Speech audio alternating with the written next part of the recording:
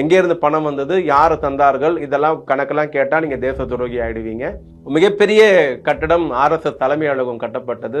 அந்த தலைமை அலுவலகத்துக்கு பக்கத்துல தான் அந்த கோயில் இருந்தது. சின்ன திருத்தம், கோயிலுக்கு பக்கத்துல தான் பில்டிங் கட்டினாங்க.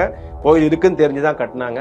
கட்டி முடித்த பிறகு அங்க பார்க்கிங் பிரச்சனை இருக்கிறது, கோயில் இருப்பதால் பெரிய சர்ச்சை இருக்குது என்று பார்க்கிங்காக 1200 பழமை வாய்ந்த கோயிலை ஒன்றிய பாஜக அரசு இடித்து தரைமட்டமாகியிருக்கு. டெல்லி அரசோடு இணைந்து யார் வாயை திறக்க வேண்டும்?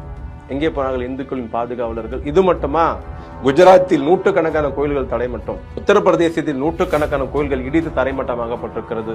நான் கேட்கிறது, தமிழிசை எங்கே, மாநதி எங்கே, அண்ணாமலை எங்கே? இன்னும் எவ்வளவு காலம் இப்படி பொய் பிரச்சாரத்தை செய்து கொண்டிருக்க போகிறீர்கள்?